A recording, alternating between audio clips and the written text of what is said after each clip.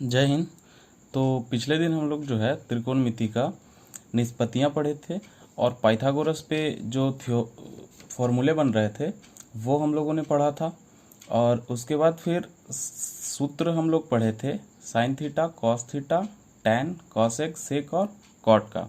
तो आज हम लोग इसके आगे पढ़ेंगे। तो इसके आगे जो है वो है व्युत्क्रम सूत्र। व्युत्क्रम सूत्र हो गया, फिर उसके बाद मान सारणी हो गया, और उसके बाद जो है 45 डिग्री, 60 डिग्री और 30 डिग्री पे जो त्रिकोणमितीय अनुपात निकलता है वो है। तो आगे का फॉर्मूला हम लोग पढ़ते हैं। तो चलिए अब हम लोग व्युत्क्रम सूत्र से शुरू करते हैं। तो आपका क्या हो जाएगा, ये है व्युत्क्रम सूत्र।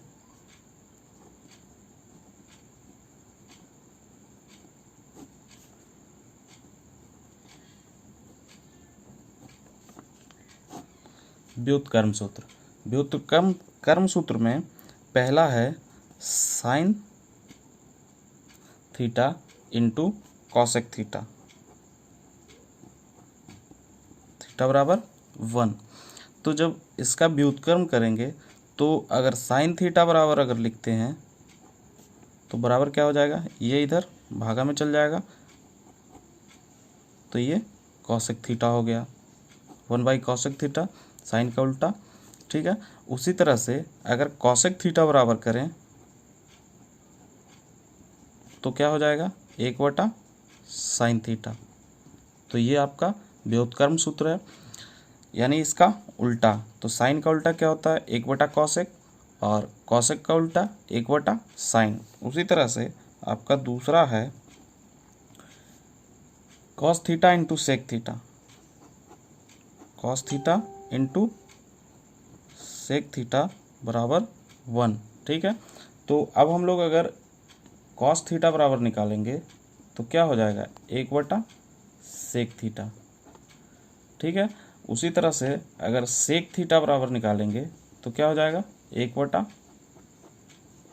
थीटा। तो ये आपका व्युत्क्रम सूत्र है। उसके बाद हम लोग करेंगे तीसरा, क्या है, तीसरा है tan theta into cot theta, tan theta into cot theta बराबर 1। तो इसी तरह से टैन थीटा बराबर हमारा क्या हो जाएगा, 1/कॉट थीटा, और कॉट थीटा बराबर क्या हो जाएगा,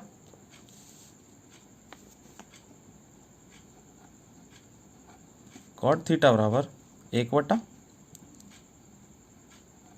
थीटा। ये हो गया। उसके बाद से चौथा एक और है, जैसे हम लोग टैन थीटा को साइन थीटा बटा कॉस थीटा भी लिखते हैं, और कॉट थीटा को कॉस थीटा बटा साइन थीटा लिखते हैं। ठीक है, जैसे ये हो जाएगा आपका, ये आधार और ये लंब। तो ये टैन थीटा बराबर लंब बटा आधार, तो कॉट थीटा बराबर आधार बटा लंब। तो ये आपका जो है व्युत्क्रम सूत्र है इस तरह से। इसके बाद आपका मान सारणी है। तो चलिए मान सारणी हम लोग देखेंगे कि कैसे निकलता है। तो मान सारणी जो है वो आप देख लीजिए, यहाँ 0 डिग्री, 30 डिग्री, 45, 60 और 90 डिग्री के लिए निकलेगा। तो रूट 0/4 का अंडर रूट, 1/4 का अंडर रूट, 2/4, 3/4 और 4/4 का अंडर रूट, इस पे आपका मान सारणी निकलेगा।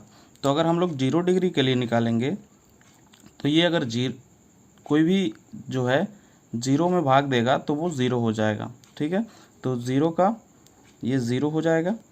उसके बाद 30 डिग्री के लिए अगर साइन में निकालते हैं तो ये 4, जो 4 का जो ये निकलेगा रूट में, तो ये कितना हो जाएगा, 2 का वर्गमूल 4 होता है, 2 का वर्ग 4 होता है। तो जब इसका निकालेंगे वर्गमूल तो कितना हो जाएगा, 1/2। उसी तरह से 2/4 का अगर निकालते हैं तो 2 तो रूट में ही रह जाएगा। ठीक है, ये कटेगा, ये पहले 4 तो काट लेंगे हम, इसको कटेगा तो अगर काट लेंगे तो 1/2 हो जाएगा, और 2 जो है 2 रूट में ही रह जाएगा, तो कितना हो जाएगा 1/√2। ठीक है, 1/√2 हो गया। उसी तरह से 3/4, तो 3 से 4 कटेगा नहीं, तो ये क्या हो जाएगा √3/2, क्योंकि 4 का वर्गमूल 2 होगा। ठीक है, यहाँ कट जाएगा तो ये कितना हो जाएगा 1। ठीक है, इसी तरह से जैसे हमने साइन का निकाल लिया, तो कॉस का जो है, जो साइन का रहेगा वो कॉस रिवर्स हो जाएगा, जो साइन 90 रहेगा वो कॉस 0 हो जाएगा। ठीक है, तो जब साइन निकल गया तो उसके बाद सब धीरे धीरे आसानी से निकल जाएगा, ये आपको याद भी हो जाएगा। तो जो 90 डिग्री रहेगा साइन, वो कॉस 0 डिग्री, यानी कॉस 0 का मान 1 होगा।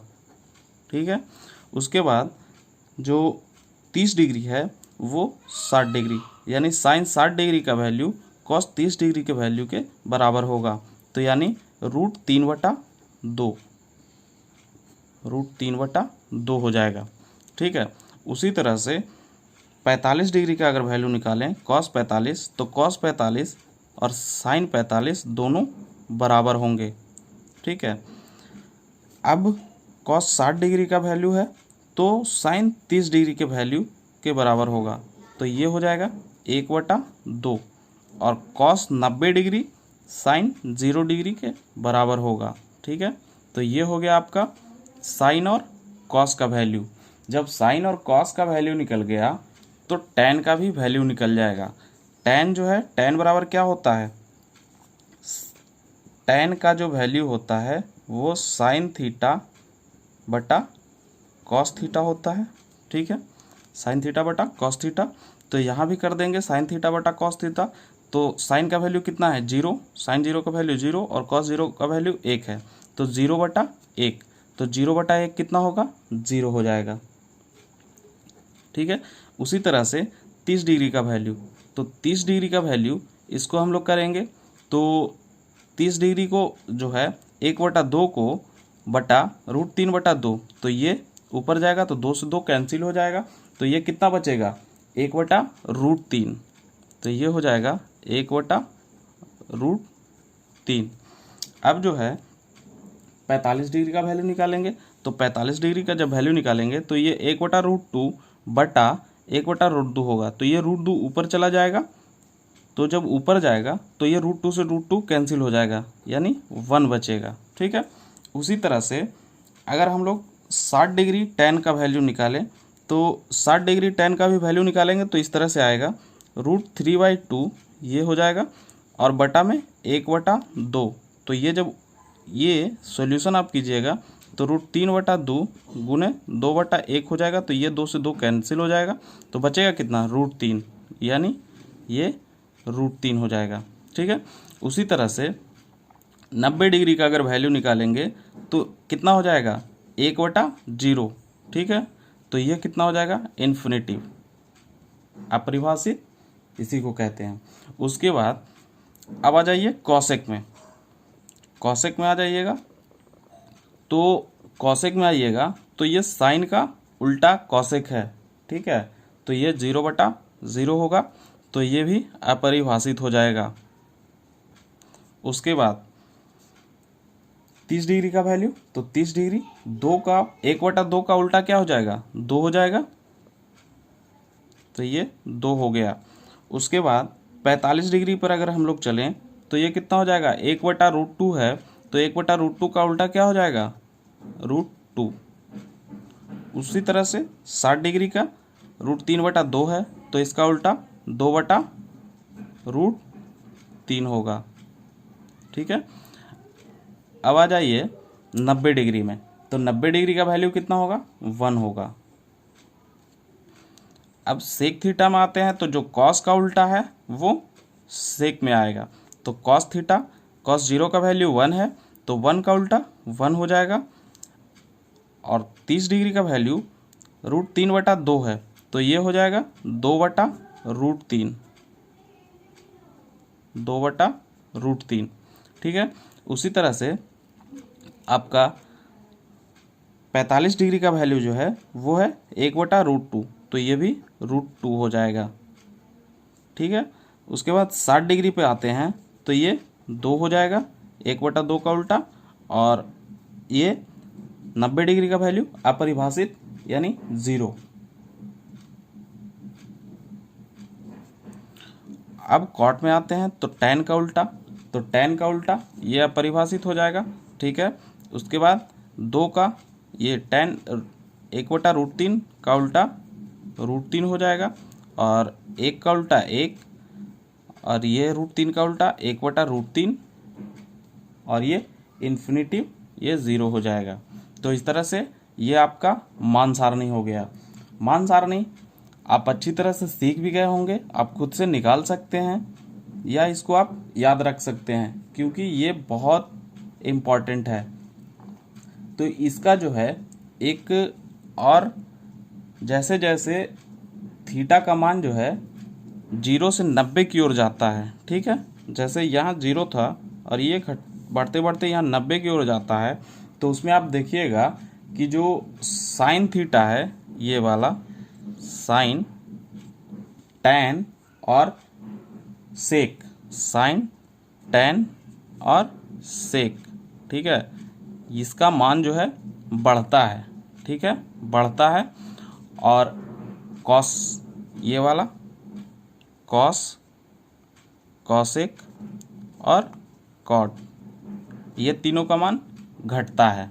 तो ये आपका ये कभी कभी पूछ देता है कि 0 से 90 की ओर जाने पे किसका मान बढ़ता है और किसका मान घटता है। तो ये आपका ऑब्जेक्टिव टाइप का क्वेश्चन है। चलिए अब हम लोग आगे चलते हैं। तो आगे का जो फॉर्मूला है वो है sine square theta plus cos square theta बराबर 1। तो ये इससे आपका 4 फॉर्मूला बनेगा।